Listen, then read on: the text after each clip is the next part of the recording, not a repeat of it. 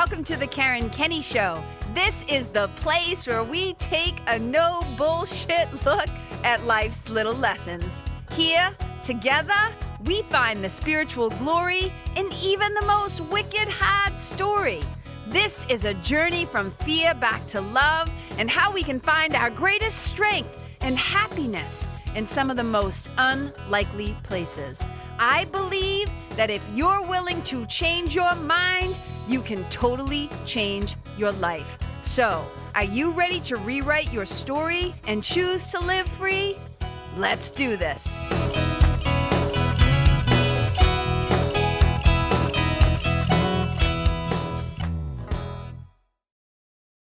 Hey, you guys, I am just so excited to introduce you to my two guests today. And this is super duper fun for a couple of reasons. One, this is the first time I've ever had two people together on my show at the same time. But they're also two people that I really just love to talk with. I met Laura and Betsy several years ago. We met through an entrepreneurial situation, but they also saw me speak and came up to talk to me afterwards, and we connected, and I just thought that they were both so fantastic and fun. And I think after our conversation, you're probably going to love them too. So let me tell you a little bit about them officially. So Betsy and Laura Milne, they have the same last name, Betsy and Laura Milne. They're both business coaches, they're podcast hosts, and they're creators behind the growing community and the brand Luscious Hustle. And so you might be thinking that they're sisters, but when you listen to the episode, you're going to learn a lot more about them.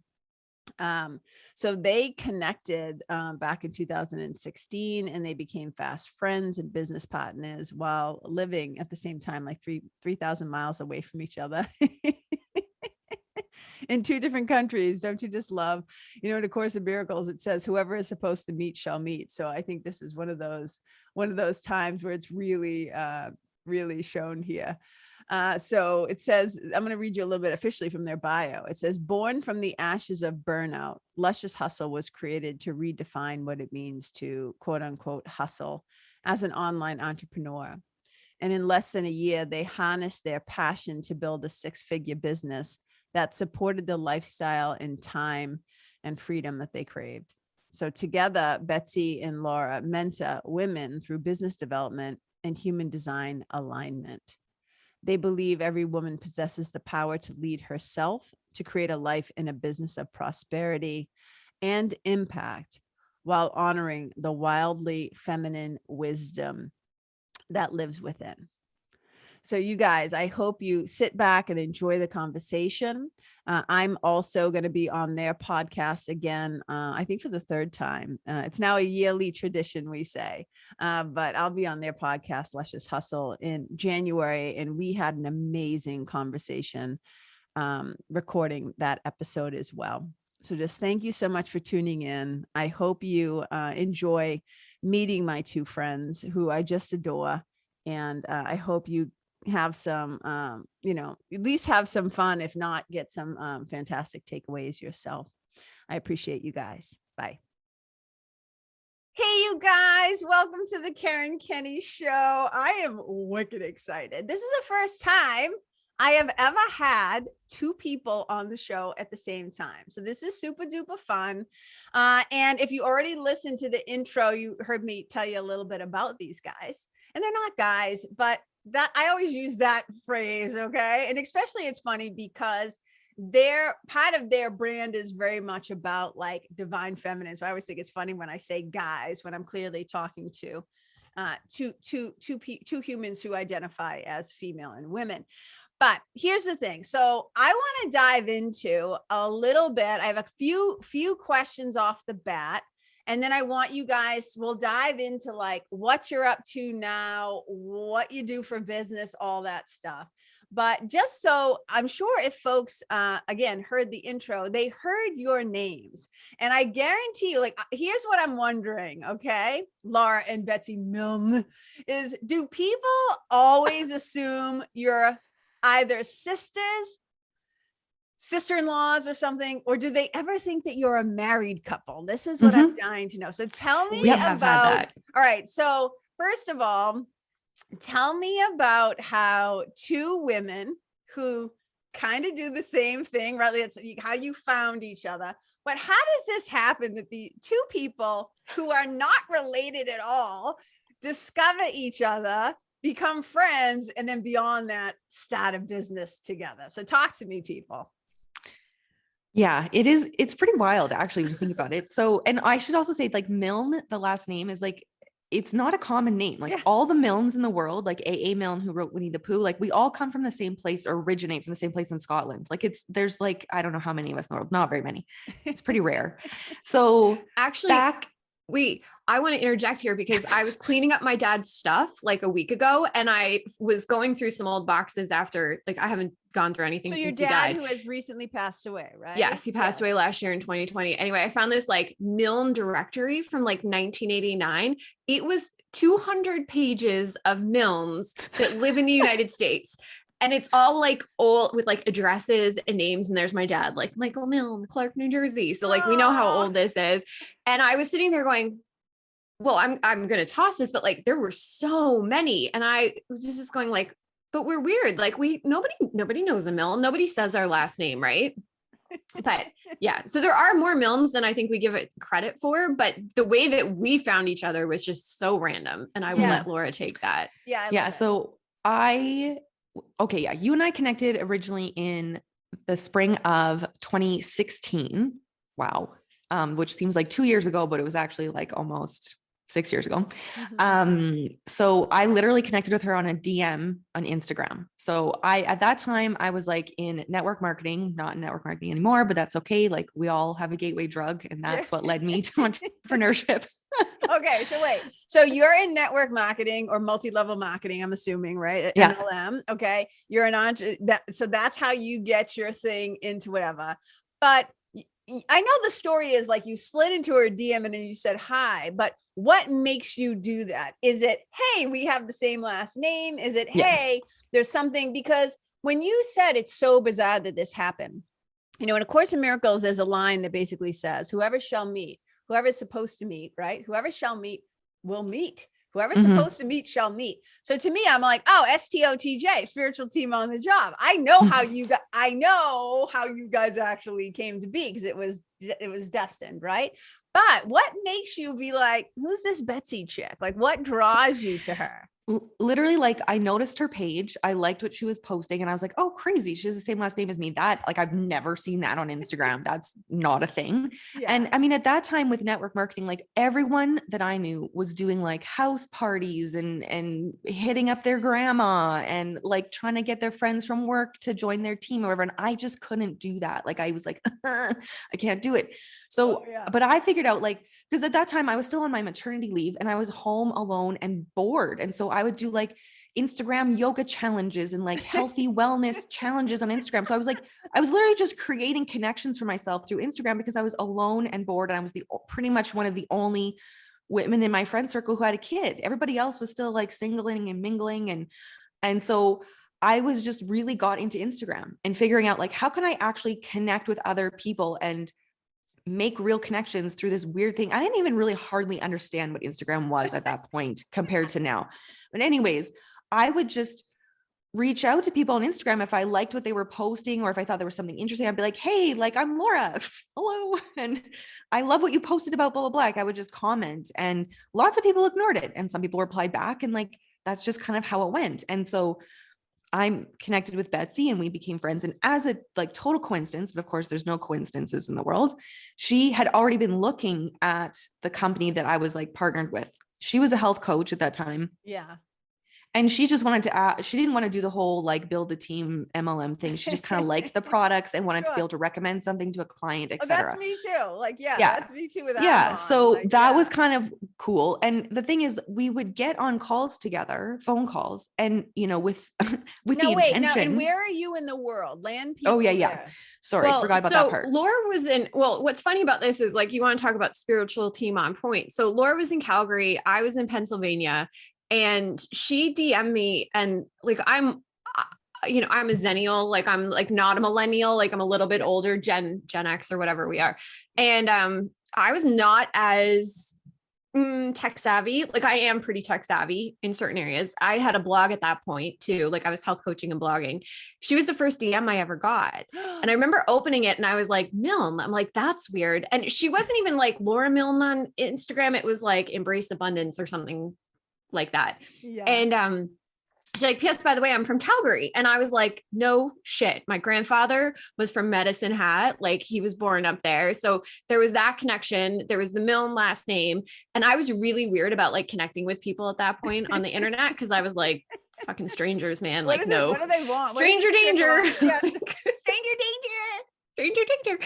So I opened the DM and I was like, oh my God, this is so cool. And then it disappeared. Like I closed it and I couldn't find it. Like it took me like a week to find the DM again. And I was like, but this chick, she found me on Instagram and she's from Calgary and she has the same last name. And I remember my dad going like, find the message, Betsy, like find the message. So then I found it and I DM'd her back. And like Laura said, like there was already sort of like multiple levels that were happening at that point, like the product. And we really quickly, it was like DM here, email me because I don't know how to get back in here. She emailed me. We got on a call. We talked about the product, but like the conversations, even from the beginning, were never about like building the business that I was supposed to be building with her. It was always just like we were supposed to have 15-minute check-in calls and we were talking for like an hour about branding and websites and brand building and like, isn't this cool what so-and-so over here is doing? And isn't this cool over there? And the interesting thing was, and I'll like back it up even a step further, because, we know we have a soul contract, like, and it gets even like crazier because a year before Laura slid into my DMs, when Ellery was being birthed into this world, Laura was sitting with her notebook journaling and just basically like pouring her desires into her notebook. And like, I don't want to go back to nursing. I want to have a life where I have this incredible conversations with women sipping tea. And, I want to do something different. It wasn't like, I want to build a business. I want to build a brand. It was like, this is the life that I want to have. And it too. Yeah. And so as Ellery's being birthed into the world, I was having my own like midlife breakdown at that point. And at the exact, like we can time it down to the almost exact moment when she was giving birth to Ellery, I was signing up for becoming a health coach. And it had been like a 24-hour process to get me there. Like my mom found the webinar and then she's like, you should do this. And I was so sick at the time. Like I had that thought, well, if I can heal myself, I can heal other people, but I'm not starting a business, but I'm like prepared to do the work because I'm tired of being sick. And so if you look at that, it took us a whole year to meet. And then even from that point, it took us another whole year of working together, starting a podcast, having these deep conversations before we met in real life, and another 6 months on top of that before we started a business and really decided like, yeah, let's do this. We're in it for the long run. So yeah, the spiritual team with this partnership has been on point from day one. And then of course, like you go from superficial friends to like real friends to like sisters to like, we want to kill each other. Oh my God, what you mean we got to heal through all this shit together? Like we literally have to walk through fire together. And it's been such a wild ride, like so unlike anything, any relationship. I can honestly say that it's so unlike any relationship I've ever had in my life, but I wouldn't trade it for the world because it all happens at the right moment. Yeah, there are so many directions I could take what you guys just said. But so just to clarify, just to put readers on the same page, you mentioned that you were sick before. So that was the impotence for starting doing the health coaching is, did you want to heal yourself first, or you had already healed yourself? Oh, no. Okay. So I was super sick. Okay. Yeah. Betsy almost died. Like okay, she was very, very sick. And you don't have to totally go into it, but do you know what was wrong with you? Like, Yes, New York City. Okay. So your symptom, tell me what some of your we know the cause, right? The cause was out of alignment, right? Was not the right place or space for you. But what was, so how are you experiencing? Like, were you like chronically fatigued? Were you getting chronic yeast infections? Like how is it showing up in your body? So I have always been like someone who tends to fall towards sickness, right? Like I got really sick when I was 6 months old, almost died then. So there's been like a few episodes along the way. So Yeah. chronic illness was just a thing. I've had scarlet fever, measles, mumps, like all the things that aren't So supposed to everything happen. that comes through, you tend to I'm pick it like, up. hi, pick me. I'm a perfect incubator for you. Like mono for 9 months, all the things. So I definitely, like, on paper, I still have chronic fatigue. I have Epstein-Barr. But at that point in time in my life, I was working like 60 hours a week. I was sleeping with my BlackBerry. I was flying off to China. I worked in fashion in New York City. I have been getting migraines on and off since I was 16. Yeah. I had, the year that when it all started going sideways, I had been diagnosed with PTSD from a sexual trauma that had happened in my late teens, early 20s. Yes. And it was all bubbling up to the surface. So I was like working in New York, trying to do all the things, trying to be everything. And the migraines just went from being migraines to my doctor, the last thing he said to me, he's like, I think you're having mini strokes. Like, we can't prove it yet, but I was slurring my words in meetings. I was losing track of time. Like, I honestly don't remember the last 2 years, not really, of like, I have photos and stuff and I can sort of like piece together pieces of my life, but there were like 2 years where it was just like one doctor after another. I was coming up to my parents' house every single weekend. And my mom, I just remember my parents looking at me like, something is seriously wrong, but they didn't know because I wasn't telling them. So my mom finally was like, I don't care that you're 35. Like, you need to move home. Like, you need to come home. And I was like, oh, who wants to do that when they're 35 years old? Help, right? Receiving help. And so it felt like, and again, so maybe old version of you, it felt like it was taking 2 steps back. It's like failure, 5, right? It's a failure. Well, I don't want to speak for you, right? So it feels like a failure, but really in the larger span of things, it was actually fucking 3 steps forward, because it's what you needed to do to heal, right? Is to remove yourself from the insanity. Yeah. Right. And so listeners, people, pay attention to this. Now, an email, it just went out like 20 minutes ago. So an email that I sent out today, it was titled, things are not always what they seem. And so we can often assign this meaning like, oh, this is terrible. And actually it was the thing that created the space, because if you were that busy, you probably wouldn't even have seen her DM. Like, you wouldn't have seen like all the stuff that was happening. So, all right. So now, again, we don't have to go through the whole thing, but do you feel healed now? I mean, physically, like you said, you still have chronic fatigue, but has things improved greatly? Or totally. Okay. It's been a roller coaster though. Like, when I came home, it was like 6 months of deep depression. Then I signed up for health coaching. And then, that was 5 years ago now, no, 6 years ago now. And so even up until 3 months ago, like, my cortisol levels were not normal till 3 months ago. Like, that's how hard I've been working on this stuff. And of course you have ups and downs. I think when we started getting into like human design, there's a lot of like how to eat and how to live based on your human design. That has been super helpful for me. But yeah, like, acupuncturists and therapy, a lot of it was therapy. Yes. Wasn't so much, So, and so A Course in Miracles, it says, and sometimes people get, but A Course in Miracles says that all healing happens on the level of the mind, that the body is taking, now, whether people believe it or not, I'm just sharing a point of view. And so when you start to get the mind right, that shift in perception, like so miraculous and healing can happen. But here's a question I'm just going to throw out here. And obviously, Laura, if you have any insights into this too, because a friend of mine runs a group called She Built This. And somebody in the group the other day asked this question about, what do you do when you're a female entrepreneur who has chronic illness, but is trying to run a business? And she says, and here's what I'll say. I found it fascinating because, and I have my own thoughts on it, and I know a few people, but one in particular off the top of my head, who does have chronic illness, and the way she handles it, I think, is fantastic and hysterical. And I love her, but I would love to hear this, because it's not a topic that comes up, right? It's often like, we're supposed to do it all and have it all and be it all and all this stuff. And if you done it, and sometimes the solution is, well, you have to delegate and hire people to do the things that you can't do. And I could already hear all the people going, but what if you don't have the money? If I had the money to hire, whatever. So I would just love a little insight for this, for any women. And it's not just entrepreneurs, right? You might be a mom, right? You might be a single mom or a stay-at-home mom, or somebody who's like, what do I do when I feel like my body is not on board with the plan and I got shit to do, but I'm too exhausted? So do you have any thoughts about that? Oh my God.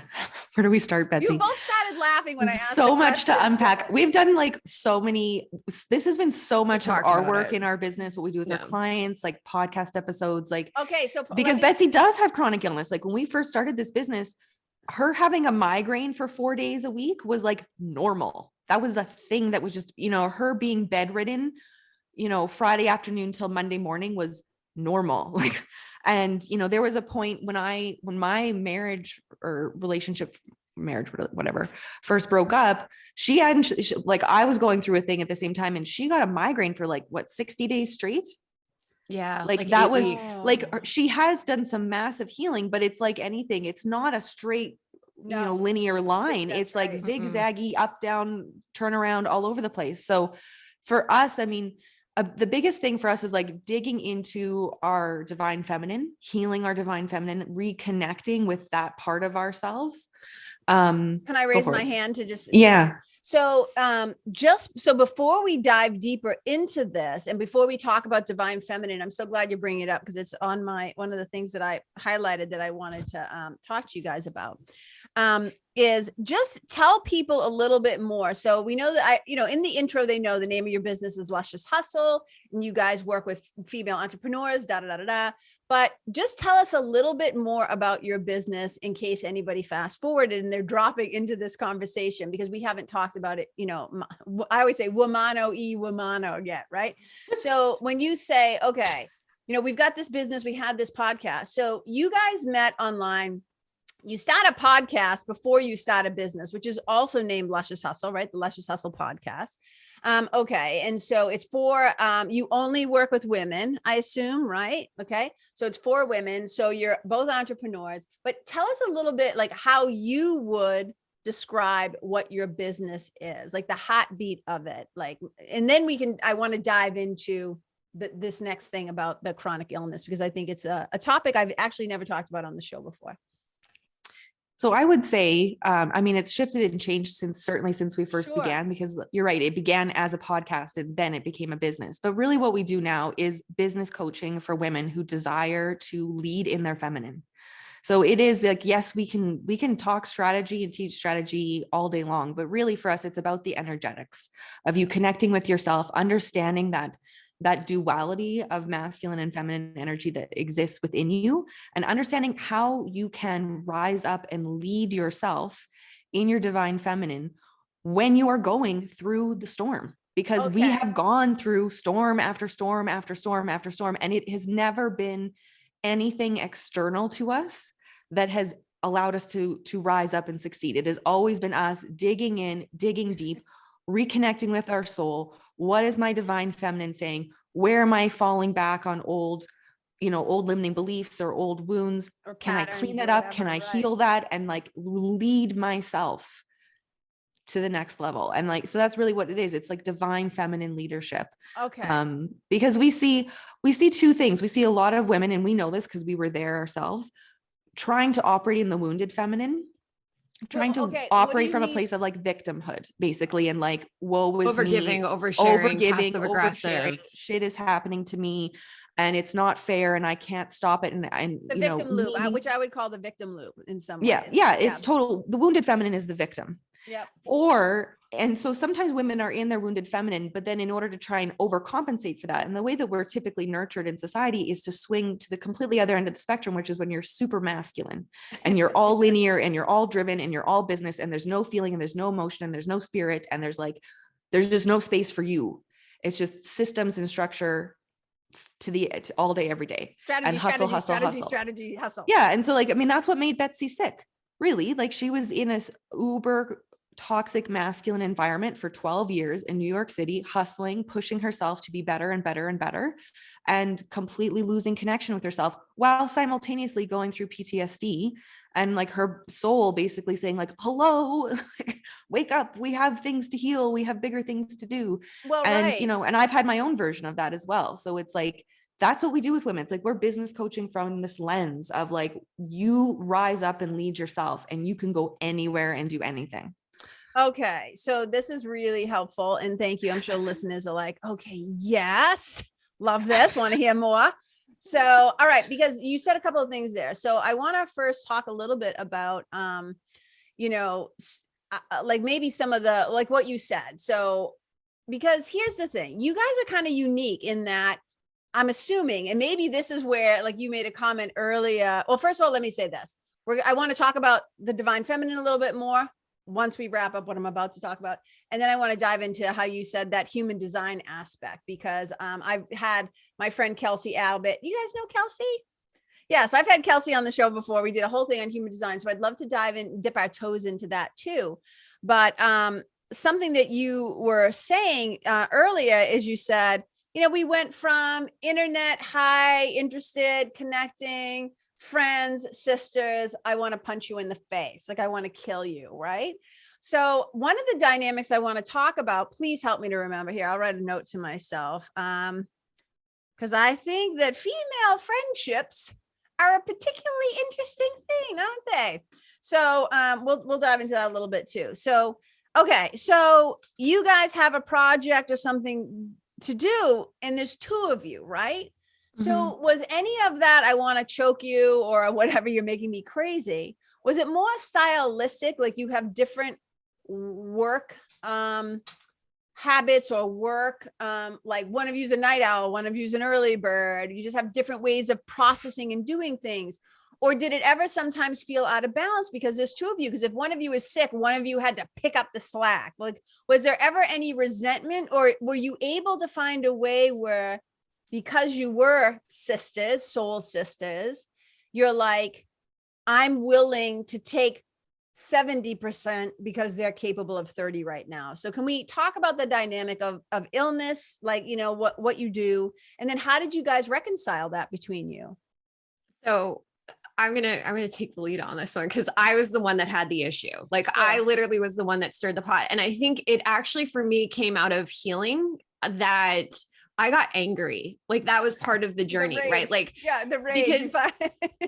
Because so when I was sick, like growing up sick, right? When you're someone who has chronic illness, I think for me, at least, there was a lot of shame and there was a lot of hiding, like what's going on. Like you have to keep up appearances because you don't want to be seen as weak, especially in business. And so I had this like business background, and I was a swimmer. I was very competitive. I'm like the most ridiculously competitive person. If you beat me in Go Fish, we're going to play four hands. Like, fuck you, I'm going to win. And that's the end of it. Still wicked competitive? Is that still your name? Okay. Yes. Okay. It comes up in a very different way now. Like it's not as aggressive as it used to be, but we have this joke, like New York Betsy, she can be a bit aggressive. Anyway, I own that. Like, I'm okay. I'm a Capricorn, like whatever. I'm going to be that way. But what happened for me was like, I hid it from Laura. I do remember the worst that had ever gotten our business. I think I texted her. She was like, where are you? I remember texting her one night and I was like, remember we talked about like life insurance for each other in the business? Like maybe like, I'm afraid I might be dying right now. Like maybe we should talk about this so that if something happens to me, like you have some finances to play with in the business and you can keep going. Like, I mean, there's definitely been some dark moments, but when I started getting like better, I guess, or understanding how I was still very much the victim to my chronic illness and my headaches, there was a ton of anger.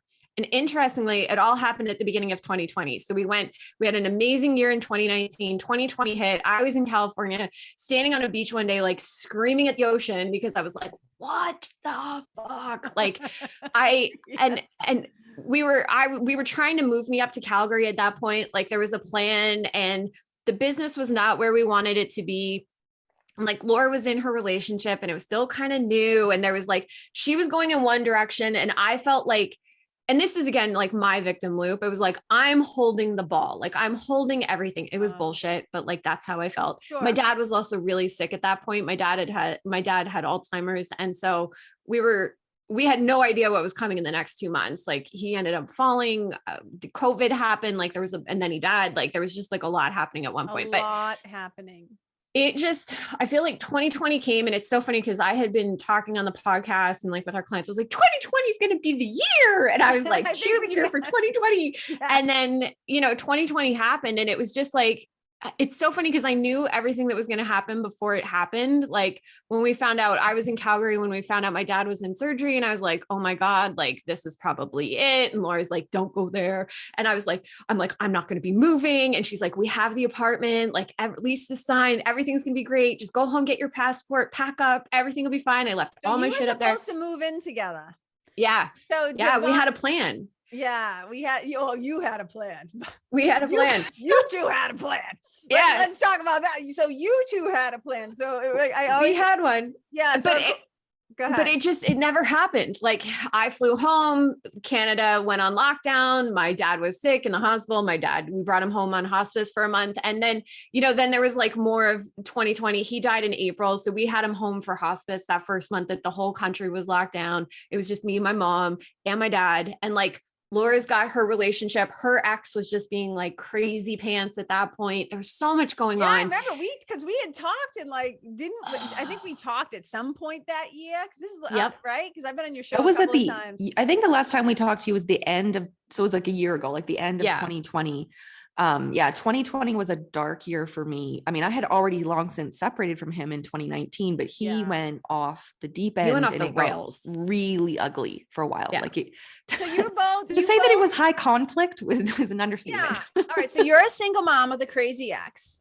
You have a business partner who has been chronically ill, is going through her own like process of like raging against the world, and feeling like, why the fuck, why me, why is this happening, have your own trauma, you both in your own ways. And then you also have a father who is dying, and then enters COVID, right? Yep. So it's like a lot was going on. But and I want to just stay on track just for this one point so I can finally let it go. So, because I'm thinking to myself, it might be helpful if you guys did have ways of supporting each other where you kept the business going, or maybe you just dialed back, or did you have to pivot? So if one of you was having a particularly shit show of a day or whatever, and something was planned like a podcast, like let's make it practical and nitty gritty. We showed up. Yeah, so we showed up. So you would like shelf for now, like whatever personal shit's going on. Okay, talk to me. You would shelf the shit, and then the thing that did happen, and that worked for a while. And I want to be fully transparent about that. That worked for a while. For me, having an area to step into, having coaching clients, like that was the best thing in the world for me and super healing, because it kept me in my power, right? It kept me in my purpose when I thought I had lost my purpose. I had lost my why because my dad died, but like I didn't lose my purpose, right? So it was like, we could stay in our purpose. But after a while, what happened is Laura and I stopped communicating. And so we did actually this year, like 2021 has been all about learning how to re-communicate with each other and use a language where we actually recognize each other. Cause she went into a deep depression. I was like going through my anger. She didn't understand my anger. I was being passive aggressive. And it was like, we were coming together for our clients. Sounds like a recipe for a totally unsoothing experience. So, but it was like a hyper speed. Like you want to talk about like quantum leaping and hyper growth, like learning how to talk to each other. I mean, we weren't in the best support. We didn't have the best support network, actually, if I'm being completely honest, while we were going through this, like as business owners, but like our purpose and what we were trying to do and what we were trying to create, like, thankfully that vision has always been so strong. Yes. That we were able to hold it. But Laura and I, I thought like multiple times we weren't going to survive our business. So like, I didn't think it was going to survive. I will say this, like in the very beginning of our business, and I understand this now, because in the start of our business, we didn't understand human design. Now we understand our human design. So I can reflect back and see how in the beginning, unconsciously, I was doing pretty well in alignment as a generator, bringing the sacral energy. So for you're Betsy. a generator, and I'm a Betsy, what generator. are I'm you? a sacral 5-1 sacral projector. generator, and she's a 3-5 self-projected projector, which are very rare. So They're you're a like less than 3-5 1%. You're a 3-5 projector. My friend Yeah. Meg Haynes. Do you guys know Meg Haynes? Yes. Yeah, Yeah. she's a Mhm. 3-5 projector too. And you're a generator. What is your? I'm 5-1. You're a 5-1. 5-1. Okay. Yeah. So So unconsciously, like I brought the sacral Zazazoo okay to the so party, somebody and then who are we listening, kind of they flip don't know flopped. what that means though. They're like, what does that mean? So you're a generator 5-1 or whatever. When you say I bring the sacral Zaza, what does that mean to somebody who doesn't know the language of human design? Human design. Yeah. We'll in a nutshell, we'll do this Okay. like real quick. So there's 5 human design types. It's sort of it's based on your birth date, your birth time, and your birth location. It's a combination of the Kabbalah, the I Ching, the Kabbalah tree of life, the I Ching, and the chakra system all coming together. It is very specific. And the more we have dug in and studied our human design, like we use it extensively on the back end and the front end of our business, and it is wildly accurate. But basically what it means is, so there's generators and manifesting generators. Together, they're about 70% of the population. And of the 9 energy centers, what defines us is that we have a defined sacral energy. So we have this consistent and fixed access to sacral energy, which is life force energy. So we have like big energy, very powerful. Then the 3 remaining, you have projectors, which are about 20% of the population. You have manifestors, which are about 8 to 9% of the population. And then you have reflectors, which are completely open, and they're about 1% of the population. Manifestors are here to literally initiate. They are the only type. There's literally 8% of the population that's allowed to go out and just, hey, I'm going over here now. Right. And they can start things. They can just start things on their own. Reflectors are here to actually be the center of the tribe. And they're like the litmus test telling us how we're doing. If they are surprised and delighted, that means the rest of us are like, oh, the reflector's surprised and delighted. We must be doing really well. They're like the canary in the coal mine. Yeah. If things are not going well, they will be very disappointed. They will reflect it. They will reflect that back to you like a mirror. Projectors are the newest of the human design types, and they've only been around for about 200 years, and they are here to guide us. They are not here to do. They are here to be. They see things the way completely differently. They can see things the rest of us can't see. And they are meant to be recognized for their mastery and their expertise, and then invited in to be like, hey, hey, Jens and Manny Jens, you're over here doing this thing. I see how you could be doing it better. And when we invite them to come in and help, then away they go. But they need to wait for that invitation. They got to have the invitation. That's right. And projectors and reflectors are non-energetic beings. So they don't have this big energy source. Manifestors have some motors.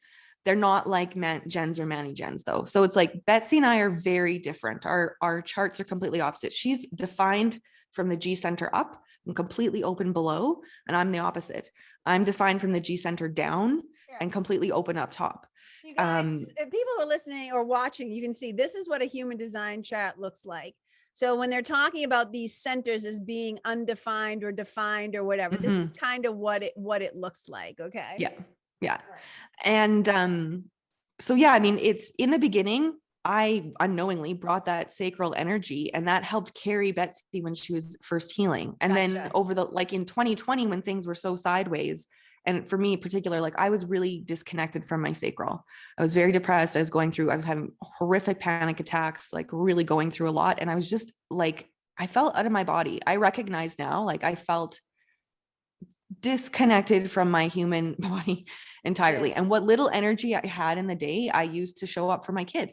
I would put in the performance and put in the good show when I needed to be a mom, to make her life as smooth sailing and as, wholesome and nurturing as I possibly could be, and love her. And then whatever was left over is what people got. And it wasn't very good. And, and I give Betsy just like enormous credit, because she really she didn't just hold the ship together. She was like bailing water out of the ship while sailing it, and dealing with me, like kind of hanging on by the life raft. And we kind of flip-flopped who was carrying the energy. But there's been truly 2021 has been about healing. about healing our relationship, reconnecting. But I will say, you know, the thing, we actually said this to each other about a month ago. Like I said to Betsy, like, or Betsy, we said to each other the same thing. Like, the thing I'm most proud of you for is that you never quit. You never quit and you never gave up. And we both still deep down had this vision to continue to show up and serve and do the thing that we know we're meant to do, even though the outside got so messy. She said that to me and I reflected that back to her as well. And really, even in our darkest dark moments, we always, like, if there was a podcast interview, if there was a client call, if there was like a thing that we needed to show up for, we showed up, both of us. So that's on time, professional. And like, we did it because we wanted to, like, we want to connect with women. We want to be there to serve, even if we've still got our own crap to sort out on the back end. And I think that is part of like us being able to tap into and continue to refine what it means to be in our divine feminine, and to be able to hold space for each other as women, and walk through a rocky relationship, a rocky time, and still be like, okay, like, we're not going to get catty. We're not going to get we're not going to let this completely fall apart. Like, because I think that's what happens with women, is we just let things spiral so badly in the victimhood and the wounded and the blame game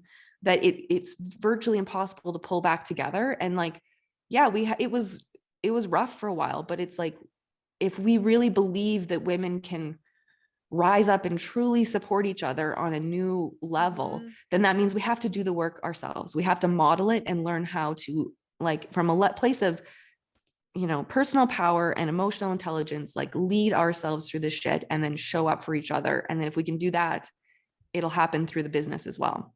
So let's talk a little bit. Thank you for sharing all of that. And so I want to just kind of complete that loop, because you were saying that it all kind of fell apart in some ways, right? And so, you know, that and oftentimes things have to die to be reborn, right? There's a letting go of what was, so what can be, the possibility can actually emerge and be birthed, the rebirth of it, which it sounds like 2021 has been this thing. And I want to talk about that communication piece in a second, but I also can't pass by, like, people who are listening. It's not like you guys came out of the womb and you're like, I want to live for my divine feminine, right? So what the fuck? And most people are like, what the fuck does that mean?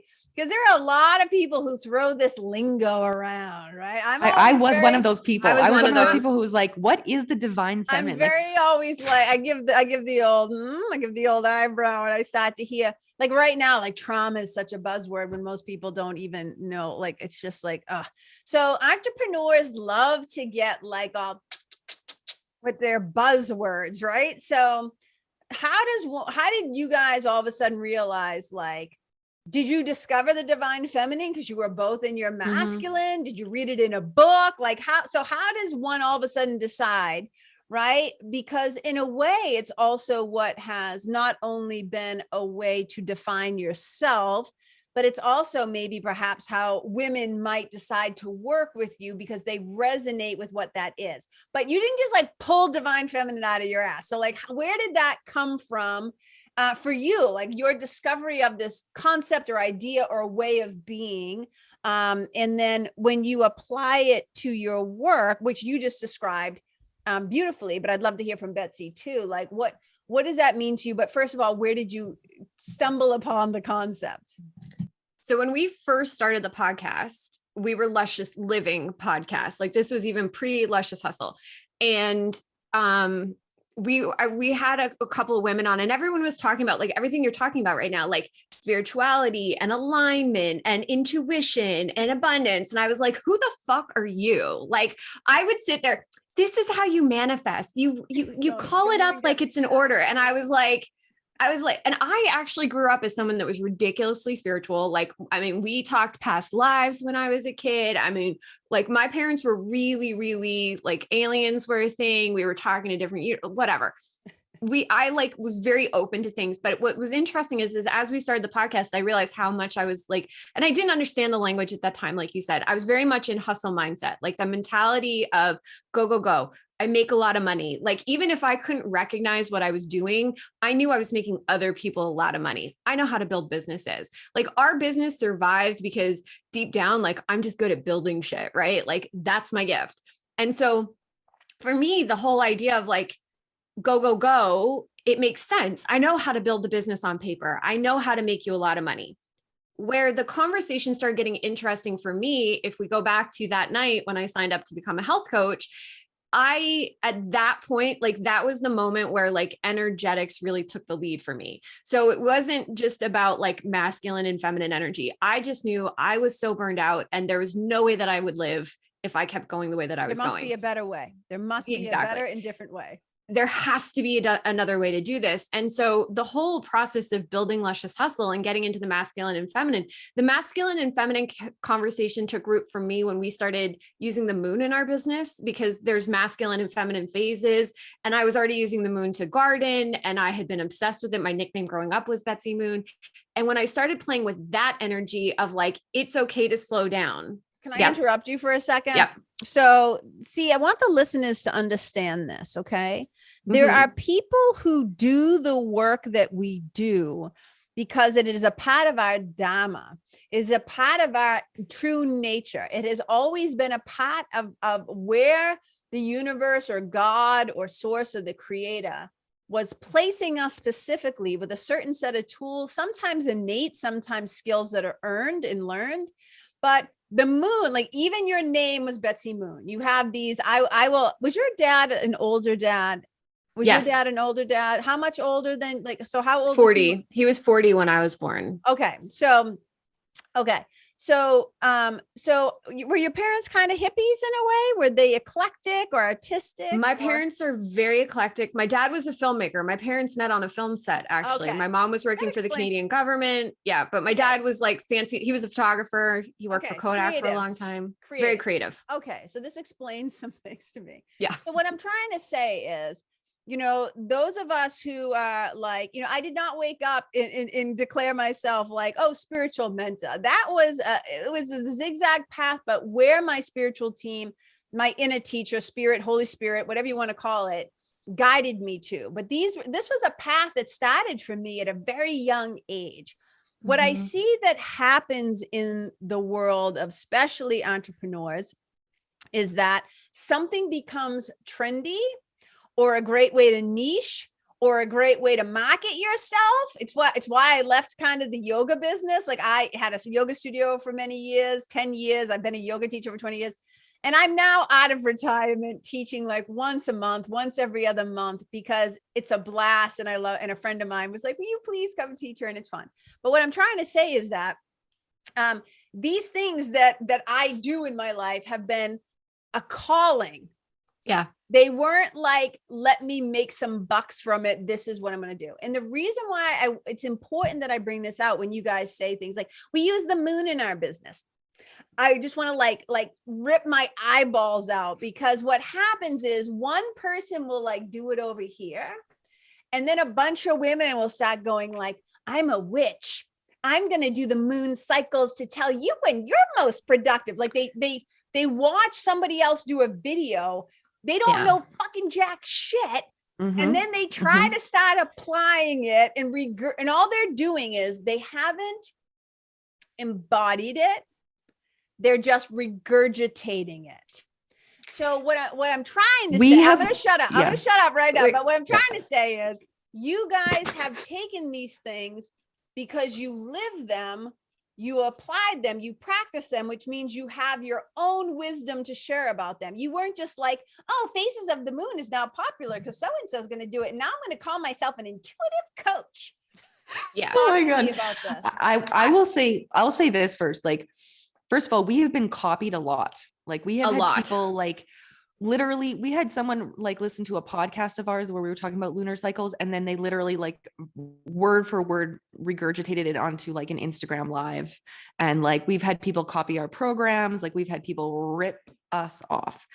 And I will say too, I'm with you with the whole, like, what kind of weird moon shit is this? Because Betsy grew up with it. I didn't grow up with it. And actually in my 20s, like if you had asked me in my 20s, I would have told you I was an atheist.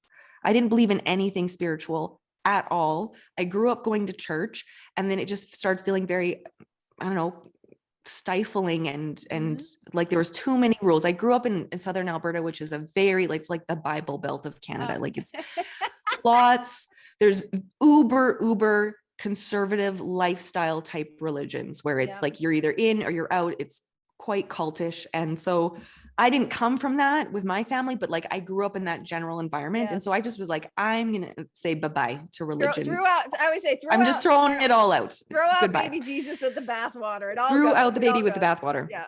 But then as Betsy and I were working together and becoming friends and sort of stepping into this and exploring, like, what does it mean to be like wounded feminine versus divine feminine? What is wounded masculine versus divine masculine? Like understanding the energetics. And she was like, so she came to me and said, like, I have been using the moon and the lunar cycles to help me understand my masculine and feminine energy. And I've been using this to help me heal my PTSD. And I knew how bad her PTSD was. Like she was having horrific, debilitating flashbacks. And I was noticing a really profound improvement in her and her energy and her just general happiness. And it happened in a pretty short period of time. She said, I know this is crazy, but I want to apply this to the business. What do you think? And I was like, I trust you. So I'm going to go with this, even though I don't get it. And in a really weird way, it was through like actually like the science behind the moon, because the moon controls the tides of the ocean. You can garden by the moon. Like there's all kinds of, so she was the Farmer's Almanac. Yes. Like there's so many things about us historically as humans. We did things by the lunar cycles for thousands of years. So when I could dig into that history and dig into the sort of science behind it, and then the science behind like, well, you know, where did the universe come from? Where did we all come from? How did all these celestial like beings and bodies and planets and stars, and like, okay, like once I started digging into the science, then I could actually, my scientific brain, because I have a science degree. So you're an analytical mind. Yeah, like I have a bachelor's degree in biology, and I was a pediatric nurse for a decade. So then I could dig into it, and then that actually cracked me open to the spiritual side of it, to like tapping into more. Then I could tap into more, and then I was like, oh, I get it now. I get it. And so I came about it from really as a non-believer.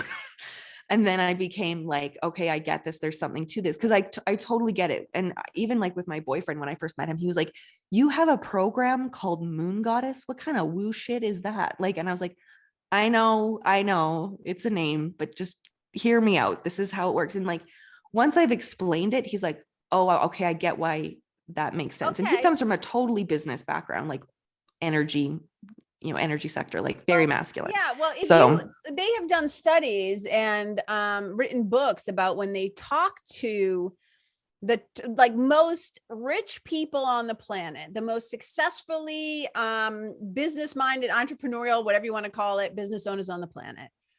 Every single one of them said that their greatest, call it secret weapon, or how they built their fortune, or how they did what they did. Every single one of them said was my intuition. Every single one of them. So when you have Betsy over here, like she's saying, and this is what I find fascinating, this connection, she's gardening by the moon. She's literally growing shit, expanding things, creating bounty, things to feed and nurture and nourish others by paying attention to the connection to the natural world. As bodies that are made up of like 70-80% water, if you think the moon is going to affect the ocean tides but not you, you're insane, right? It's just like you're saying. So even the people who are like, oh, it's so fucking woo, and I always say it's not woo woo, it's true. It's like they can get on board with it because the science of it is drawn out. But here's what I want to know, because you just said something very important. How would you apply, let's say I'm a coaching client of yours, and I come to you and I'm just trying to make it happen and force it and do it and the strategy and like whatever. I'm just saying, how do you apply this? Let's give the listeners a practical example of something they can relate to. Like, how do I take this thing? And that's one of my favorite things, taking big spiritual concepts and bringing them, boom, down to earth so they're applicable. So can you just give us a taste of what that might look like, Betsy? Yeah. I think that the moon works best for people that are on the far ends of the spectrum. So either women who are so lost in like dreamland that they're not taking action, or they are so down the rabbit hole of I've got to get shit done that they have lost touch with what they actually desire. So the lunar cycle, 28 days. No surprise that it lines up with the feminine cycle of getting our period. And like, this is how we birth things. This is how we grow things, right? So we have this 28-day energy cycle. Men have a 24-hour energy cycle. So the entire world, the entire business world that we know, the paradigm that we live in is built around masculine energy, 24 hours, reset, new day, do it again. Like get in there, get shit done, pull back. But the feminine energy, if you born with a uterus, I hate to say it so bluntly, but like we have a 28-day energy cycle. So with the lunar cycle for me, I mean, it's so funny listening to Laura talk about it now, because I actually selfishly use the moon. Like, you talk about Dharma and you talk about your life purpose. I was born under a full moon in Cancer. 20 years later, I was raped under the same moon on New Year's Eve. And it was like, my life was ruined. Like, and the thing that I loved, the thing that defined me was like evil. Like, how do you take away your identity? Like, it sucked.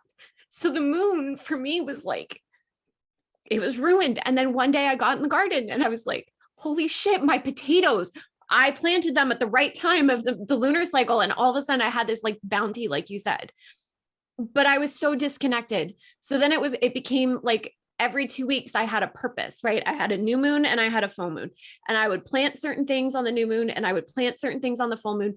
And then all of a sudden things started growing and I was like, whoa, this is incredible. Did that for 2 years. Then we're building a business and I found myself lost in, oh my God, there's so much shit going on. How do I navigate? Like I couldn't see my hand in front of my face. So I went back to the moon and I was like, okay, full moon. I'm standing in the light. There's a shadow. What's popping up for me? Can I look at this? Can I deal with this right now? Do I want to deal with this? Can I just release it and let it go?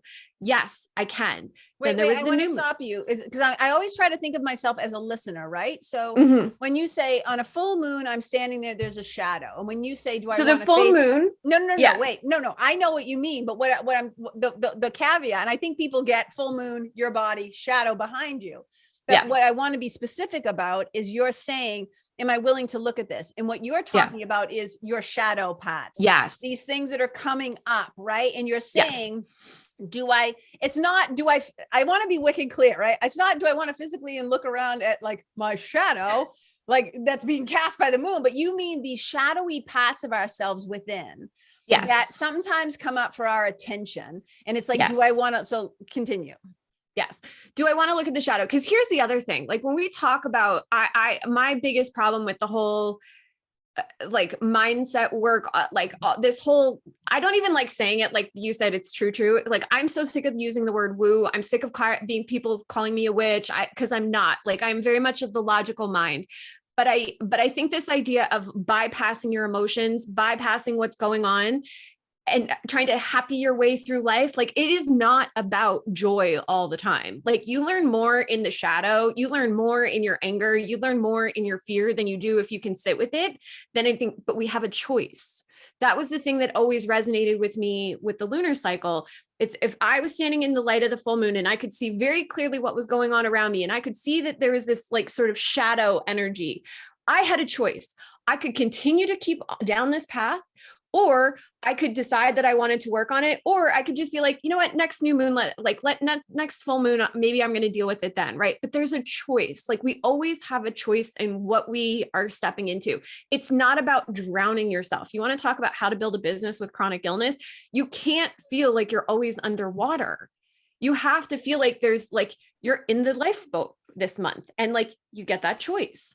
Yeah. So for me, No, because one of the things that I've been talking about, and it's resonating with me as you're saying it, is that I just, was in part of a 3-month, 3-part workshop. We'll call it a workshop on inclusion and diversity and equity and race and all these different things.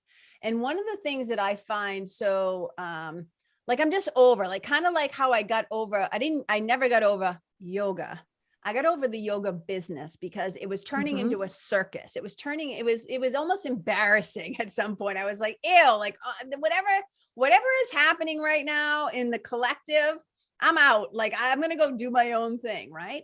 But there's also this vibe kind of in the entrepreneurial world a little bit, you know, right now, where one of the things that I said on the call, and this is when you're saying like this kind of false happiness, this not looking at the shit that needs to be looked at. And we just like, we use this very positive language in a way. Right. And I said, you know, they're always telling you like, oh, mindset, oh, that mindset stuff, like all the mindset coaches, they're like, pull yourself up by your bootstraps. And I said, but what if you don't have any fucking boots? And that's the part that sometimes happens in the coaching world, where we want to skip over people's, how do I want to say this? Because it's talking about this choice, but we have to be able to look at the broader picture of sometimes how people were brought up, their circumstances, because we often start at the thing about, well, just make a choice, make a different choice. But we're not all always on an even playing field. Am I making sense in what I'm saying? Oh, totally. Yeah. So totally. ahead. And I think that was the piece that was always so hard for me. Like when we would have people on the podcast and they would be talking about manifesting and they would talk, and I was like, but you don't know me. You don't know what I've gone through. And so then it was, so the way that this whole thing unfolded for me, especially with the moon, again, it was like, I was using it and it was working and I was finally feeling my feelings. Like, so a new moon, you're sitting in the shadows, right? Like nobody can see you. You get to sit in the dark and you get to sit with yourself and you get to figure out like, what is it that you want? I had never asked that question. I didn't think I was going to live past 40. So for me, sitting in the dark every month, like of the new moon, right? Symbolically sitting in the dark of the new moon and setting an intention for the lunar cycle, I didn't know how to I didn't know how to dream 5 years out. I didn't know, like 45 felt like so far away, but I could look at the next 30 days and be like, you know what, in business, I want to do this. And so I would sit at the new moon and I would be like, this is what I want to do. And then by the time it gets to the full moon, because it's 2 weeks later, it was like, okay, well, what's popping up that's stopping me from taking action? What is the thing right now when I'm standing in the light of the full moon that's casting the shadow? What's that shadow? Is that shadow stopping me? Is that shadow pushing me forward? Like, what is it doing? And then again, it's just, for me, the lunar cycle was great because it was a constant, like, non-linear way to check in every couple of weeks to make sure that I was A, feeling good, B, doing the work, C, getting clarity on what I was. It was like a refinement process for me. So then people started asking, they're like, well, what are you doing? And I was like, oh, I'll teach you how, what I'm doing. But it was selfish because it was part of my journey, because I had to heal that wound of being attacked under the moon, right? Like my moon, like, of all things, mine. So for me, it like, honestly, using the moon, it was a healing tool. Like it was never going to be something to monetize. Yes. It started off as a necessity. Yes. Right. It started off as what you were using, under the guise of these other things. But really what you were doing is healing yourself. Mm-hmm. And because it was so personal, and because it was such a devastation for you as somebody, again, called Betsy Moon, loved the moon, and that you happen to have this love affair with the moon, which then when you are, and I'm so sorry for what happened to you. And I know that so many gifts have come from that, meaning the afterward, the healing process, and what you're able now, the space and the container and the witness you're able to be for other people's stuff as a coach, because so many of us, it is these awful, tragic, difficult, things that carve out a little more depth in us sometimes. I don't want to make, your experience this thing that you may have different feelings about. So please correct me. But for you to reclaim the moon for yourself, I think is a very powerful thing. And yeah, I think it's a very powerful thing, because when those kinds of things happen to us, and here's the thing, let's just be fucking real. And I talk to my sweetie about this quite often. And right now writing my memoir, a lot of my memoir is about violence against women and how it shows up in the world, and how, one of the things about the moon, and also like the sun, which is, that masculine and feminine, is that it's reliable. I mean, until the humans just completely fucking ruin the planet, right? It's always there. It is a true north. It is always available to us. It is the one thing that, even though it waxes and wanes, it's true. It's true, right? Like, we can clock it. So it gives us a steadiness to it when everything else can feel so chaotic and crazy. But one of the things I want to say is that, because I think it's important, we can't just skip over the fact, because when you mention your rape and then you get emotional, I didn't want to interrupt you then, but I wanted to bring it back here, is that for women wonder so often part of why they aren't taking action. Why aren't they putting themselves out there? Right. And part of it, especially if you were a traumatized kid in some way, but also just in general, the energetics of being female on this planet is that you can be killed at any moment. Right. Like I said to my sweetie, do you have to walk to your car with your keys in your fist, like as a weapon, like every time you're doing something in a parking lot, loading your gear in and out? No. When you think to go like, oh, I have to, I need to get somebody to walk me to my car, if it's like, what?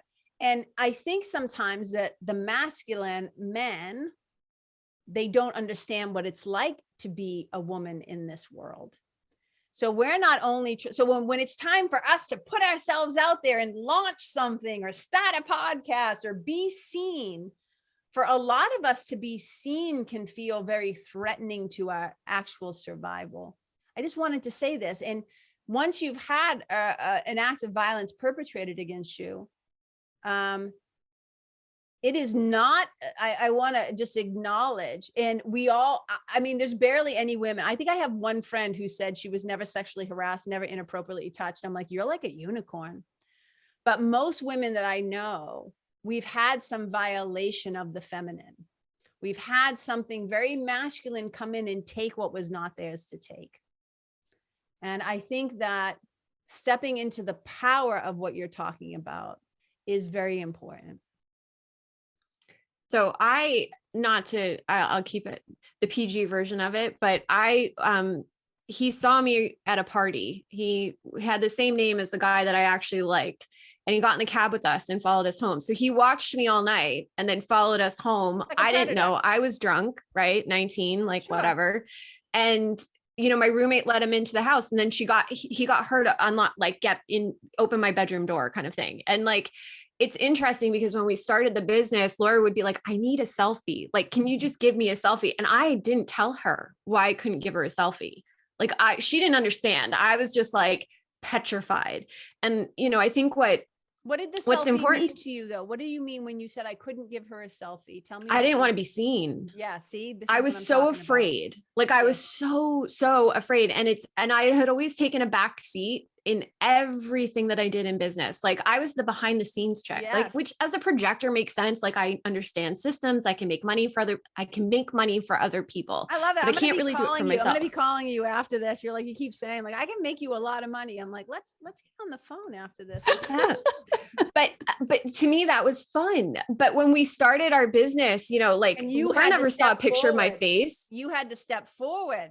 Yes. And that's where purpose, like dharma and purpose, like, that was where the energetics piece came in, because I was trying to understand, like, what are karmic ties? What are soul contracts? Like, what is the universe trying to tell me? Do I have a tear in my chakra? He broke my tailbone. Like, you want to talk about then I started getting into the energetics of chakras, and I was like, wait, but I had a broken tailbone. Like my root chakra was literally cracked. And I was going, but this, how do you do this? And why is this important to do in business? And there was a lot of, stitching my identity back together, being healed. Like the first time we heard you speak and you said, you teach from a scar, not a wound. And I was like, okay, so how much of a scar do I have right now? Like, how much do I actually talk about this? And then I realized like there was more healing that had to happen. And so I kept doing the work. And, of course we were building a business on a trajectory that was parallel, but I didn't know we would end up here. I never thought I'd be the chick that talked about the moon or human design, or my friends don't know what I do. My friends don't come to me and say they still don't know what you do. They know I'm a business coach. They know that I talk about the moon, but like no friends have ever said, oh, tell me my human design. Like, no, my friends just go, oh, you teach people like how to make money in their business online. And I'm like, yeah, that's what I do. Yes, and they love me for me. Yes.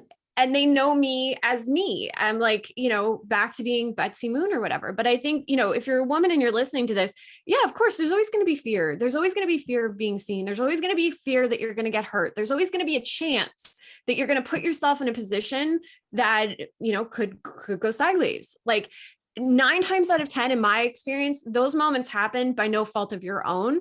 It's like, but I chose to carry that blanket of like, it was my fault for a really long time. It wasn't my fault. It really wasn't my fault. And I can say that now. How did I get there? Using the moon, starting a business, hiring coaches, going to therapy, doing the work. And it's exhausting work and it's hard work. And poor Laura, she had to sit through all of it. Like she had to watch this unfold.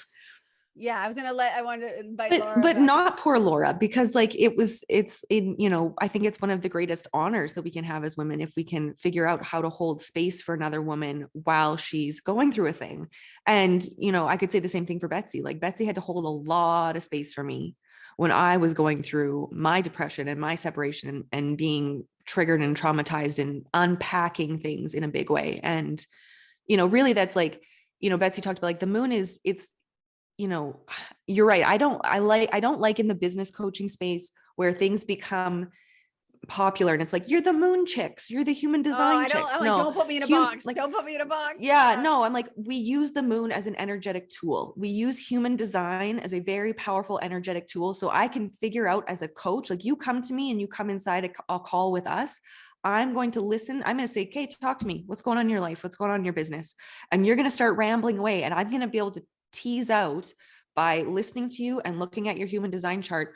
Where's the fear hiding? Where's the resistance hiding? Where are you blocking yourself? Where are there things that you say you want, but it's actually a false desire? It's like a desire of the ego, as opposed to what you deeply, deeply desire, which might be a bit weird.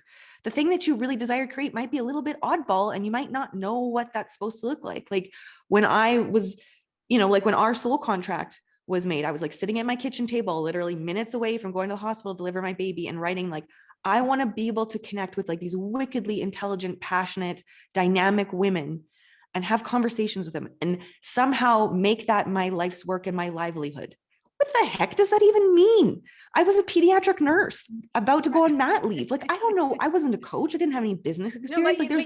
But nothing tangible to it, but there was a deep rooted desire. Yes. And somehow I followed the breadcrumb trail through the universe of time and found my way to my little corner of the universe where I meant to do my work. And that's what you have to do. But like, we get so distracted as humans generally, but particularly in the online entrepreneurial space, which has blown up in the time that Betsy and I have been friends, like from 2015, 2016, when things really started to like being an online entrepreneur became cool and catchy, and you can make millions, you can quit your job and live the best life and laptop lifestyle on the beach and all this crap. And you're like, oh my God, right. Boom, boom, boom, and it's like, no, like bro marketing. You can like chicks, yeah, okay, like all marketing. of these, yeah, exactly. It's so bro, so masculine. And it's like, people will come to us and say like, well, how do I get more, how do I generate more leads for my business? Or how do I make more money? Or how do I do this? How do I do that? And it's, how is a masculine question.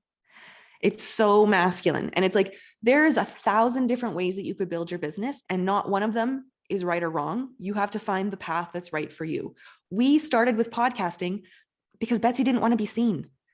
She felt comfortable being heard, but not being seen. So you guys don't do video for your podcast? We didn't do video. We only did audio. As it turns out, we started a podcast in January 2017, which was like about 8 months before podcasting completely blew up. So little synchronous like moment there that helped us out, right? But we were just following. It's like, she didn't want to be seen. She didn't want to take a selfie, much less be on video or like Facebook Live or YouTube or anything like that. So we're like, well, what can we do? She was like, I can use my voice. Yeah. Turns out she has a defined throat and she's a self-projected projector. So perf.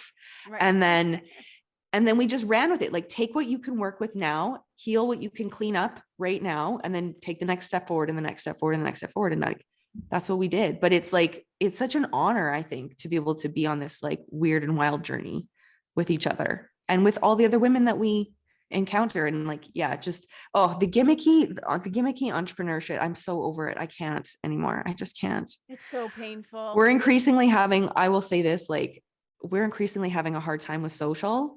Like, we're really leaning more into our podcast, more into our newsletter, more into like, let's get in Voxer and connect with each other with our clients, as opposed to like social, because it just 100%. something's not feeling right anymore. Yeah. 100%. I mean, this isn't yes, it's my show, but this is, you guys are the honored guests, but don't even get me started about me and social media. Like, I just realized the other day, like, I don't think I've posted on Instagram for like a week. And I'm like, I better post something, or it's just going to be all podcasts, like sound clips. Cause I'm very much like, I'm in right now. I'm trying to write this book, and I'm the kind of person who likes to do it and then talk about it. I don't like to talk about it in process. I don't know what I think or believe yet. Right. So social media has a demand, whatever. We're not going to go on. KK is going to go on a tangent. We're not going to do it. I'm just going to stop myself right now. But yes, I believe that the email list is it's not even the wave of the future. It is the way it is the way, in the Mandalorian in Disney, this is the way. I think that heartfelt, real, genuine relationships. And here's the thing. It's not email newsletters are not, how do I say this? They're not, they're the long game. And I'm always playing the long game. I'm not in a rush. Like, I'm not in a rush in so much of, so I'm finally going to ask you the one question I wanted to definitely ask you guys is that, and it has to do with not being in a rush, right? So when I was on your podcast, I don't know if you still do this, but the very first time I was on your show, you ask everybody the question, like, what does luscious mean to you? Right. And so I kind of remember my answer. But here's what I want to know, because when I hear the word hustle, I just kind of like, there's a part of me that goes like, okay, so when I was a kid growing up, where I grew up in Lawrence, Boston, Massachusetts, right? To be a hustler is not necessarily a great thing. It's like, you're going to get hustled. You're going to get fucking hustled. Right. And then it's like hustle, hustle, hustle. And then Gary V has gotten smarter over the last 18, 20-ish months, where he's toned down his go, fucking hustle, hustle, hustle, hustle. But I always found the hustle culture of entrepreneurship just like, I don't know, I just don't, whatever. So when you guys use this word hustle, and I know the word luscious is in front of it, so I want to give you a chance that how do you define the word hustle? Is it still feel like really on brand for you? Like, and this is no judgment. This is 100% curiosity. And where did it come from? Because you said you used to be Luscious Living. So what was the transition there of choosing that particular word? What does that word mean to you? Okay, well, so I was thinking of hustle. We were side hustlers getting. So there was Luscious Living, and then there was like side hustle. For me, Luscious Hustle came out of like having like the same Luscious Living sort of we were going, plus a side hustle, because we want to teach women to build side hustles. Very okay, like two logical step, but then Laura will talk more about the energetics, because one named it that, everyone loved it, and then it changed into the energetic piece. Okay, so she frozen for you too, Laura? Okay, so that was a little choppy, but what I heard you say, because I think your internet's frozen, Betsy. What I think I heard you say is you started off doing Luscious Living, and then part of that was trying to help female business owners or women who wanted to become female business owners start a quote unquote side hustle. So it became this amalgamation, like it was a joining of the two. And for people, because my show is not specifically an entrepreneurial show, that is not necessarily my audience, although there are some entrepreneurs within it. So when you say a side, I know what it means, but can you talk to the audience about what a side hustle is? And then if I misunderstood what she said, Laura, I'd love to hear your viewpoint too. Yeah, no, I think you nailed it. Yeah. So like, I mean, a side hustle is just like a job or a business or a thing that you have on the hustle that you have on the side to make money. But I mean, you know, it's funny because like my dad, when I first told him that we were calling our business Luscious Hustle, he's a lawyer, he's a corporate lawyer. So he like did our incorporation. He was like, you want to call it what? I know. Is that even allowed? Like, it's a bit racy. And racy. I love your dad. Oh my God. No, there's a story there. I'll get to that. But yeah, like, I mean, yeah, you're right. The old connotation of a hustle is like you're hustling drugs. You're doing something illicit. You're a schemer. But you know, in the millennial world, like a side hustle is just like you have a full-time job and then you're like freelancing on the side, or you have like, you make something and you sell it on Etsy, or you're like health coaching on the side. Like that's who we were working with in the beginning. It was like people who had full-time jobs, but they had this thing that they were passionate about on the side. That they and like, how do I turn this thing from just an expensive hobby into something that can actually make money? Because I'm really passionate about it. And what if that could be my livelihood?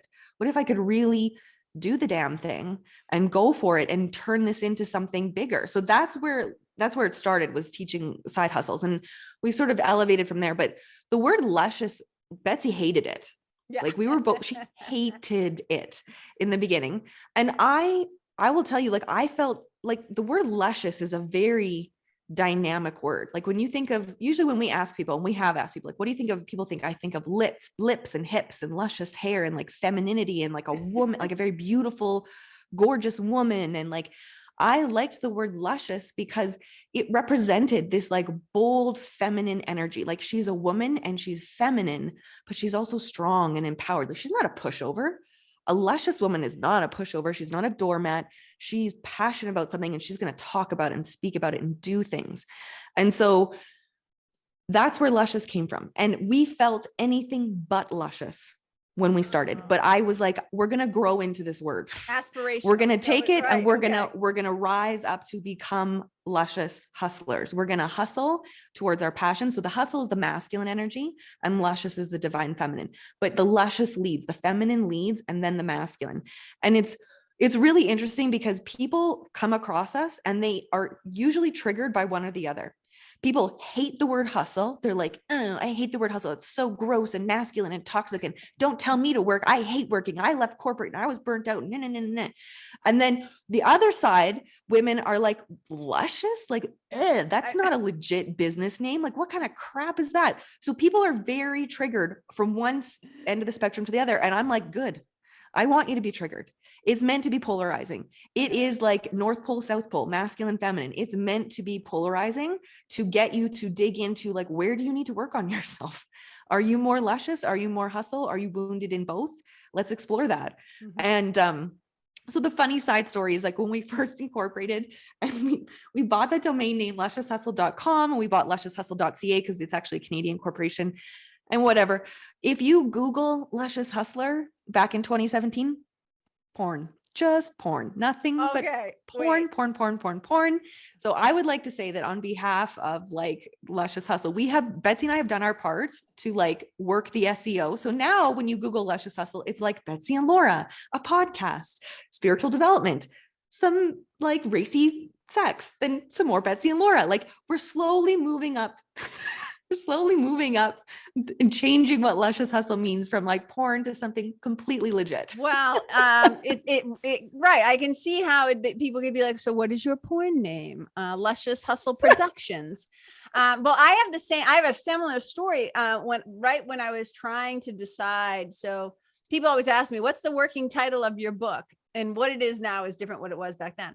But back then, one of the things that I would say when people would say, well, who do you work with? And I'd say, well, I work with people who have, had more than their fair share of wicked hard shit happen to them. And people always love when I say it like wicked hard. It's such a New England, Boston thing. And they're like, oh my God. And then somebody said to me, that should be my friend Terry Trespicio, who actually her book's coming out in December. I'm very excited. Unfollow Your Passion. She's a genius, Terry. If you guys don't know who she is, she's wonderful. And so we were talking about, we're going to call it Wicked Had. So I bought the domain name. It's a whole story even behind that. So I own the domain name wickedhad.com.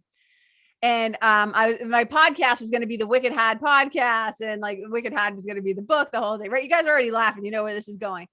Every person is like, if I saw that on a shelf, Wicked had, like the New England people would be curious enough that they would pick it up, but everybody's going to think it's porn. Like everybody was laughing so hard. They're like, KK, that is such a porn name. I'm like, I'm going to do, I don't know what I'm going to do with that domain. At some point I'm going to use it. But I was just like laughing. You're like, yeah, Luscious Hustle, like Wicked Had. It's just like XXL. Like it's always XXX when like you type in the word Wicked Had. I was like, oh my God. So I can relate to your situation. Well, I mean, the online porn industry is very lucrative. I would just hold it and then sell in a few years. So when somebody wants to offer me $5,000 for the domain name, you know, like so funny. But anyway, so yeah, I totally hear you. So now you guys, you know, one of the things that you said when we were first talking about, and I always love to say to people, you know, and I'll get to this question about, was there anything we didn't talk about that you want to talk about? But something that you said that I found really interesting earlier, meaning in our communication, not on the show yet, is you were talking about your current focus as being stability and impact, and how a lot has changed over the year. But what you really are loving doing right now is helping women create more stability and impact. And whether you're impacting them, then they go out and impact the world or their clients or whatever. Do you want to talk about what you mean by that and why it's right now a focus of yours?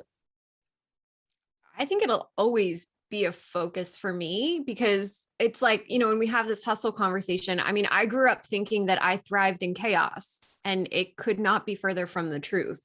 I actually I thrive in stability. I like feeling safe. I didn't understand that that was an option. Yes. I didn't know. My nervous system didn't know.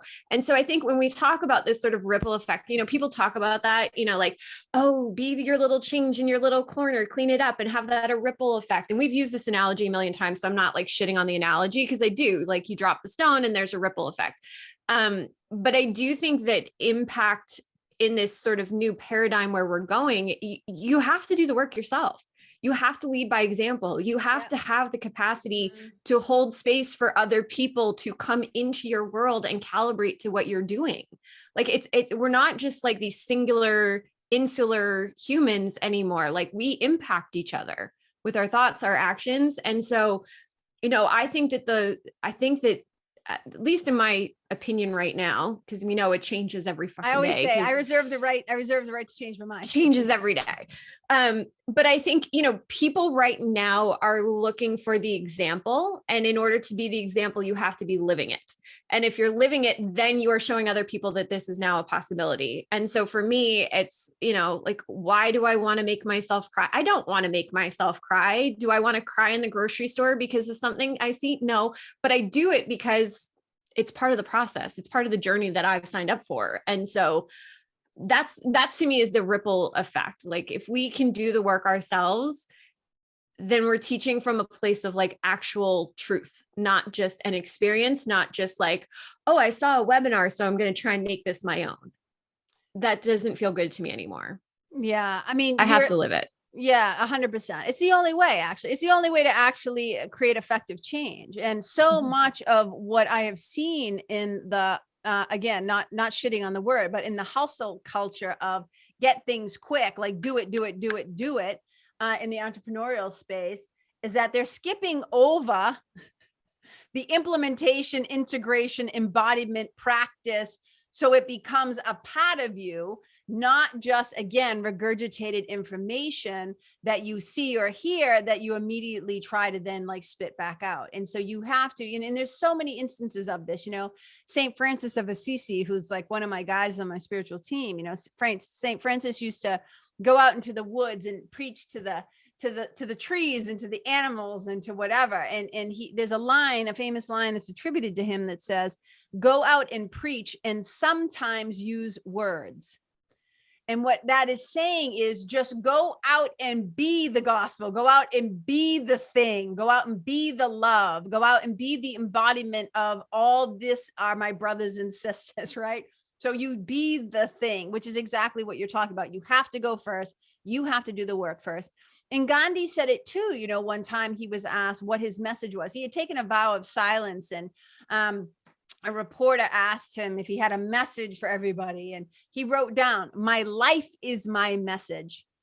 And so I'm really big on being it, because if you become it, it will show up in what you're doing, rather than trying to package it and sell it to others when you can't actually speak to it with any intelligence and wisdom, because you have not embodied it yourself. And it is by going first, being your own first client, and it's like, you're not going to go, like, you got to test the thing, right? You got to, like, you have this theory or whatever, and it's like, you could only talk about the moon stuff or whatever, because you know in your own life, this is where it failed, this is where it worked, this is what we've discovered, and we're constantly evolving.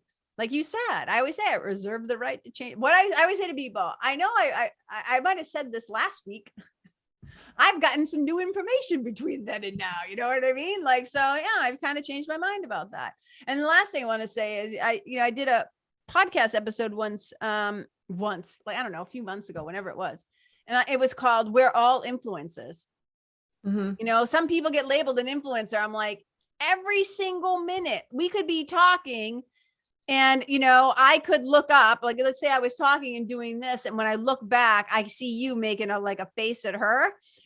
That would influence me. I'd be like, oh, did I say something wrong? Did I say something she liked? What's the face? Like, what's the look of it? So the littlest things in what we're projecting out, or how the world is reflecting back on us, we're always influencing, you know, each other. So I could talk to you guys all day long. Do you guys have anything else? Is there anything that you want to talk about and share with my listeners that I have not brought up? I just keep looking down. It's like, I think creating stability. Let me touch on this question. I'd love to hear Laura's point of view on this too. The one thing about the world, the ego world that we've created, this big illusion of time and space and a spinning planet and separate bodies and all this shit. The one thing that it is consistently is not stable. It is unstable. It is instability at every turn. There is nothing you can count on. A lot of money doesn't make you safe. Look at Kobe Bryant, right? We think like, money is security. This getting married is security. Getting pregnant, they won't leave me if we have a kid to get. All the bullshit ways that whatever. Always looking for safety. Always looking for the sure bet. Always looking for whatever.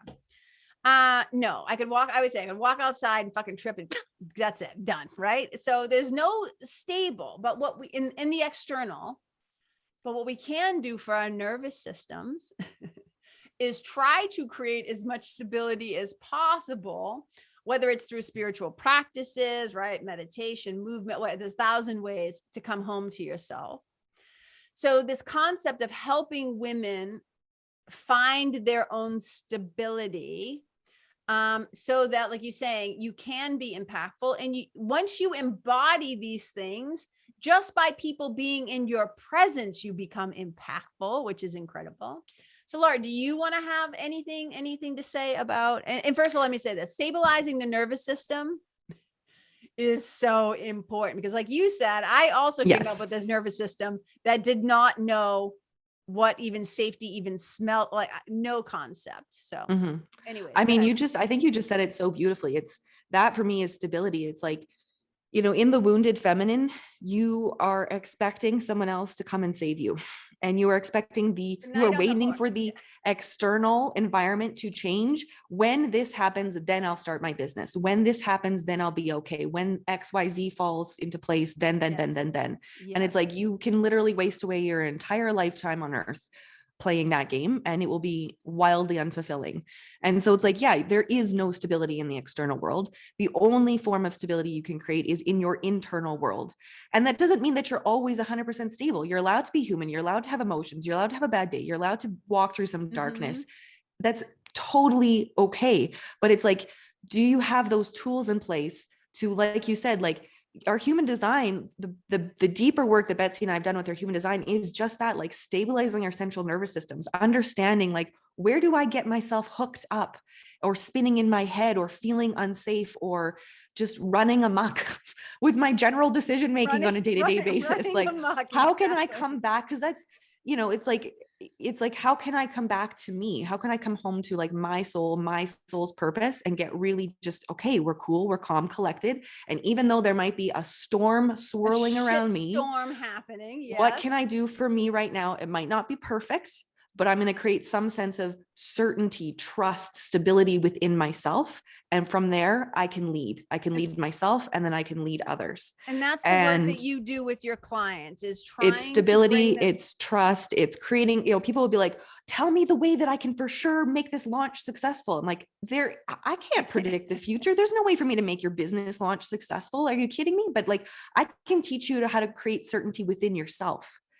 I can teach you to get to a place energetically and spiritually where like, you just know, like you have that intuitive ping. You're like, this is going to be good. I'm excited. I'm lit up. And I just know, I don't know what's coming, but I know it's going to be good because I trust myself completely. And that was the work I had to do on myself big time. So that to me is what stability, it's also, you know, my words for like for this coming year, like stability, impact, but also like refinement. Like it's not about being perfect. It's not about like one day I'm shit and the next day, like, yay, like $1 million business. It's like, no, I'm refined. It's a process of refinement every single day. How can I step more into being the leader that I desire to be, the woman that I desire to embody? You know, okay, like looking at like, okay, what worked yesterday? What didn't work? What do I want to improve? Just keeping it really simple. And so it's like, yeah, that's where I think success is going to come from. That's where I think fulfillment is going to come from. It's like, I get to be, and those are the only things you can be in control of, really. It's like, I can work on myself, work on my connection, work on my sense of stability, and just trust that I'm refining myself every single day. So that's what gets me really excited. I love it. I love it. Thank you for sharing that. And Betsy, what about you? Are there any final thoughts or any question I didn't ask or something you want to share before we say goodbye? The only thing I wanted to touch on is, so part of the work that I've had to do this year is like with the word hustle. So I actually am someone that does really well working. And so one of the tricks that I've learned, so obviously there was a bad expression at one point where I was just working too much and I was not connected to the work. But one of the things that has helped me actually stabilize my nervous system is understanding, and this is where human design came in, like understanding how I work and why I work and the best way for me to work. So for me, you know, there's this, and this is where I think the masculine feminine conversation gets all like twisted, because they're like, if you want freedom, that's masculine. If you want love, that's feminine. And like, never the two shall meet. Right. And there's, you know, feminine is being and masculine is doing. The best form of self-care for me actually is doing. Like the best way that I can honor the divine feminine is to be creative and to problem solve. So it's like, I call it my 2-for-1 special. So it's like, I can sit down and do a budget, and that's actually like self-care for me. And when I have that itch and I scratch it, it's no longer from that wounded place of like, oh my God, I'm working. I can only work this much. Like I've done the wrong thing. No. And I think that this next level of understanding, like that stability piece was ourselves, is understanding those different building blocks that make us unique. And human design is a great tool for that. The moon's another great tool for that. And like, this is the work that we do, because I do actually love problem solving. Like I love it. I also love a nap, but a nap is not always the best thing for me. Right. And people say, well, you're a projector, you're only supposed to work 2 to 4 hours. Like, yes and no. And I think it's living in this space of yes and no, maybe, or like, it doesn't have to be so black or white. And that's where hustle has become, I think that's where hustle has gotten such a bad name. I will always hustle. I love a good hustle. I'm competitive. We talked about this. Like I will always have that edge. So like, that's why we call it like the feminine edge. You know, people talk about growth edge and the masculine edge, and like, it's the feminine edge to me. It's like, how do we honor all those sides of ourselves and redefine what work looks like? Because work can be really healthy. Money can be healthy. Money. Yes. That's a whole other episode. Talking about women and their relationship to money and how we define it and what it means and our capability in relationships. So we could talk for a long time about that. Yeah. But money's the byproduct of, you know, and so it's like, we can't, I don't know. Money is an effect. Money is new. I mean, yeah, money is neutral. Money is an effect. Money isn't like money in itself isn't, I would say money is just, Yeah. All right. Let me ask you this. I know you guys have a hard stop in 20 minutes, but now that you fucking brought it up. All right. Sorry. So no, I think it's important. But one of the things I do want to say too, I want to be really clear, and you guys are always welcome to push back and disagree. It's one of the great things about having smart friends and smart women. You can bat things around. But one of the things about I think that I see people doing, and part of their giving away their power though, is when you have people who are like, I do human design, I do tarot, I do astrology, I do soul readings, I do this and this and this, is we often give away our own power and go into those systems. And then we say to people, well, of course, people will say to you, of course you do that because you're a Libra. Of course you do that because you're a 3-5 generator. Of course you do that, whatever. And I'm with you. I'm always in the and. I'm a kid with a murdered mother. I'm a person who didn't have this and I didn't do it. Because I think that we have to not, I always say, use these tools, all these beautiful tools that you're talking about, as just that. Like, I'm going to go into my toolkit. I'm like, I always say this to you guys, do I need a hammer? Or do I need a fucking sledgehammer? Or do I need a tiny little screwdriver? I see these, I call them navigation systems.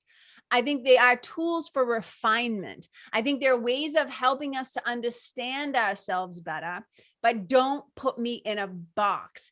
Don't label me. Like you said, like, yeah, like I'm a projector, so I'm only supposed to work 2 to 4 hours a day. It's like, have you met me? Have you met me? Right? Like you're saying, like, I'm a generator. No surprise. But like, it's like one of these things where it's like, okay. So I always just want to say to people who are listening, the beautiful thing of what I'm hearing from the two of you today, and then we'll talk money, is that these are ways that you use to help women to come to understand themselves, their path, their purpose, their blocks, what I call your blocks, your beliefs, your BS, your blocks, your stories, your bullshit, the ways we get in our own way. But also there are ways, it's almost like I have this new lamp. I wish I could show you guys. It's this cool new little lamp light thing that I have. When I turned it on, I said to my sweetie, look how it illuminates the surface. Like, I love this thing. It was like so cool, right? I think that what these tools do and what you help people do is to illuminate where they're getting in their own way, but also, Jesus, we could talk all day. KK, I just keep bringing up all these different topics. But here's another thing is that you said, and I'm like, let it go because you're going to divert this conversation. But when you were talking earlier about really asking ourselves as women, like, what do we want? Do you know how many people in my line of work as a spiritual mentor, most people don't know what the fuck they want. They can tell you what they don't want. Mm-hmm. They can tell you what they don't want. But women giving themselves permission, my episode that drops in a couple of days on Thanksgiving, it's all about me meeting Oprah. And the reason why I talked about it, because it's a story of gratitude, thanks, but it's also a story about dreaming big. Women so often do not allow themselves to dream really big. And what I'm getting exciting, like, I know you guys, but like, we haven't really dove into your business before. But what I'm really excited about what I'm hearing today is I think part of your magic is that you help women to dream and to bring those dreams to life. You could say to me, that's not what we do. But I'm telling you, some part of me is going like, yeah, like my dream radar is like going off. So any responses to that, have at it. And then we'll talk money real quick. Well, it's funny because I literally sent out a newsletter like this morning about this because we have a mutual friend who like we also like a spiritual Betsy and I do like you might know her. I don't know. She's a medium and she's a spiritual entrepreneur. Anyways, we connected and we've become fast friends and we're doing like a masterclass with her on the winter solstice called Desire. And it's literally about like, how do you actually for realsies figure out what you deeply desire and can you declare it? So it's like desire, devotion, declaration, because I kid you not, like it, that one moment when I was like sitting at my kitchen table about to go have a baby, like that was probably the first time in my life that I really got clear about something that I deeply desired. And it didn't have anything to do with wants or needs or like anything in the material world. It was like I had divine moment and I put it on paper, and thank God I did. And like that one moment has carried me so far. It's amazing how a single moment of clarity about what you really desire can take you so, so far. And I think I completely agree with you. I think we get so like our friend Danielle, Danielle Sarank, who's the Squamish medium, she's the one we're doing the desire masterclass with, she has said like there's desires, and then there's like a lot of false desires in the world. There's a lot of things that we think we desire, but it's really just confusion. It's confusion and it's ego, and it's like there's just it's messiness. And so it's like we're doing it on the winter solstice because it is the darkest dark. It is the darkest dark of time in the year. Yeah. Where I am in Canada, it's literally going to be dark at like 2:45 p.m. But we are literally going into the darkness to like get clear on like, she's going to lead us and connect us with our spirit guides. And we are going to get clear about what those desires are and step into a new year with that. Because I think that alone, if you can really hone in on that more than anything, the money will come. The money will come when you start getting your energy in alignment with what it is that you desire and taking really aligned, meaningful action. The money will come. It's of course. But we don't have to fuss about that, but we got to get clear about the desire first. Yeah. You got to allow yourself, as Mary Oliver, the great poet Mary Oliver says, just let the soft animal of your body want what it wants, love what it loves, love what it loves, and giving yourself permission, to even have desire. And so often with women, particularly, what goes onto the list of what we want is what the external and often patriarchal world tells us we should want. And part of that is like, even with money, I see women do it all the time. They don't feel comfortable just saying, I want a shit ton of cash. Like, I'm really comfortable saying, like, I want to be filthy rich. Like, I want to have a lot. Betsy's very comfortable with that. The cartoon, like with Scrooge McDuck, where he like dives into the gold coins. Like that's actually Betsy would like that. She would just be really happy. But I think you often hear, and I do this too. I want to be clear. I have said these words before too, but they're true. But they're really true for me. Is that but most women feel like they have to clarify their desire for wealth by saying, because then I can be so generous, because then I can give to others. Yes. Then I can good. I can be good. We can have a whole podcast about that. Yeah. I mean, that's the whole thing. Maybe this could be our podcast tomorrow. We probably should just continue this conversation, but we could just dig into this because I want to be like Scrooge McDuck because I like to swim and I like money. Like it has nothing to do with everything I'm going to do with it. That was my favorite. DuckTales. I loved it. You like the feeling of the coins in the cash.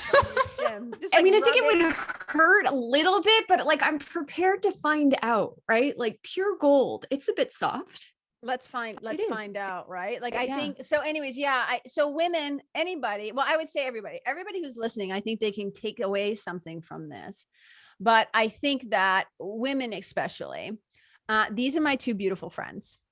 If please tell them now, this is now the portion of the show where people can find out how to work with you or any cool shit that you have coming up. So tell us about, you got this masterclass thingy, Desire.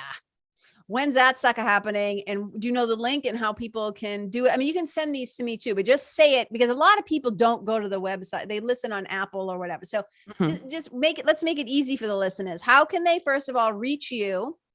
If there's something you want to, point them in some direction, and then anything else you want to tell them. Well, the hub for all the information would be www.luscioushustle.com. You can sign up for our newsletter, get all the insider scoop there. You can reach Desire the Masterclass. I'm putting it at the top of our page today, so it will be there. Desire the Masterclass happens on December 21st, winter solstice at 3 p.m. Eastern. All right. So I'll make sure this episode goes out before then, and then people can actually take action. Okay. Yes. And again, you can find us on Instagram at luscious.hustle. We have everything in our little bio link at the top. And plus we don't post as regularly on our feed, but we are always in Insta stories, and you can DM us. It's us. There's nobody else in there. It's mostly Laura. Sometimes I show up. I pop in for a random appearance there, but that is the fastest and easiest way. And we can send you whatever you need. Like, you want to be a part of our world, we'll send you the link. Like, no big deal. How come I didn't get your newsletter? I didn't get your newsletter this morning. What's that about? Oh, well, we could put I you on don't the know. list. We Yeah, can and make if that I ever happen. unsubscribe, don't take it personally. Like I always just say that. It's okay. We actually have a cute little button at the bottom. Like, you don't want this anymore? Go right ahead. I love to, but no, I love to see what my friends are up to. You know, that's how, and that's the other thing too. We can have a whole conversation about, I'm really about women who aren't afraid to promote their friends. And we can talk about that, like who aren't afraid, that can stand in their own power and understand the abundance of, when I share for you, we all win. It's not like this competition weird thing, because I think that whatever. So anyways, like, yeah, I'm so happy that you were on the show. I loved getting to talk to you guys. I want to make sure we let Betsy go so she doesn't like turn into a chupacabra or something, because she's got to eat. Hangry Betsy will not be soothing for the next person she's talking to. So, and honestly, we could all talk, like in first when we were setting this up. So let me also acknowledge that all communique comes from, I always talk to Laura, not Betsy. So when you guys said that, and it made me think, but let's do a super quickie on that. In your business as a tufa, does one of you have more of a, I'm the face or the voice or the upfront, like I'm the one who handles this portion of the business and I tend to handle this? Like, is one of you like, do you know your strengths and so you assign them, or do you equally do all things and share all things? Yeah, we don't equally necessarily do all things. No, that is actually a lot of what has changed in 2021, is like re-navigating what that looks like and what feels good to us. Yes. I do tend to reply to more emails and like DMs and things like that. And like, you know, Betsy does more like, I mean, we're both in Voxer, for example, like private coaching clients or our masterminds have Voxer access, and we're both there. It's more Betsy. And it doesn't mean I'm not listening or I'm not participating or I'm not going to chime in, but it's just like, we kind of just go where it feels right and where we play to our strengths. And so I'm hearing more verbal and more written. Like you guys tend to respond. That's your natural acuity of how you respond, is one using your voice in a verbal way, and then one using it through written word. Is that a fair assessment? Yeah, although Betsy's an amazing writer. Her newsletters are phenomenal. So she is a really good writer too. So do you bounce back and forth about who writes the emails to like the newsletters each week? Is it a shared collaborative process?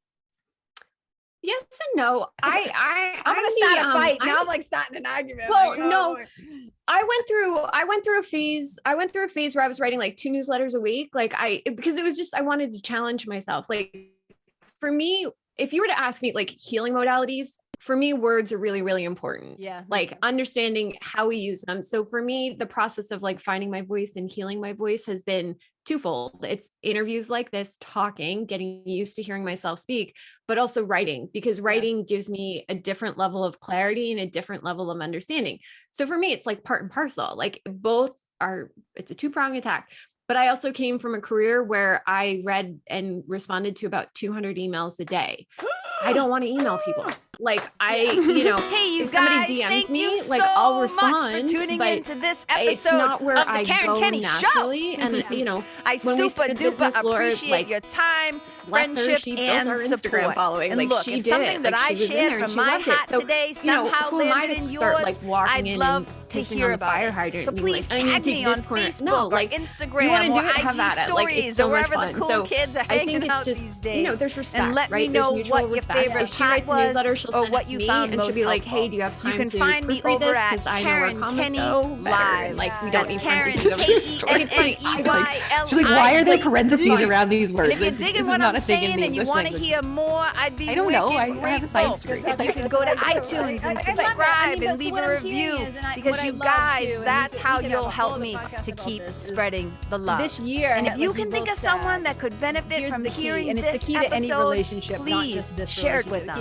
I'd also love to stay connected with you. So if the feeling is mutual, please go to KarenKenney.com/freebie and download my free guide to building your spiritual respect and care. Until next time, my brothers and sisters, keep living in the fearless flow. Know that I see you, I appreciate you, and I love you. I've had soul contracts with people who I'll probably never talk to. May you be. But because it was like, that was the deal. We learned hard and fast, and we went our separate ways. But I think that it's a beautiful thing that you guys have been able to create. And you two coming together, and A Course in Miracles, it says an idea that is shared grows stronger. And the idea of you two being together, it continues to grow stronger out in the world because you're coming together in the presence of love. And I think it's a very powerful thing. So just thank you so much for coming on this show and sharing about so many different things. This is really fun. And I can't wait. And I'll let you know, obviously, when this is going out and everybody can, get in touch with you. And just thank you so much. I love you guys. And I can't wait to talk to you next and be on your show too. And just, I appreciate you. Oh my gosh, we appreciate you so much. We love you. I love you. All right. Well, you guys, you already did. So happy Thanksgiving, Betsy. I think you already, Laura, did your Canadian Thanksgiving, right? Yeah, second Monday in October. Old news to you. All right. So Betsy, I hope you have a lovely holiday. Thank you. You I look forward to talking to you guys again soon. As you say, you guys, thank you, the listeners, for tuning in. If you can still hear the sound of my voice, if you hung in here with us for this long, that is impressive. I appreciate that so much. Thank you for being a part of the Karen Kenney Show podcast community. And as I always say, wherever you go, please leave yourself, the people, the place, the environment, the animals better than how you found it. Wherever you go, may you be a blessing. Bye.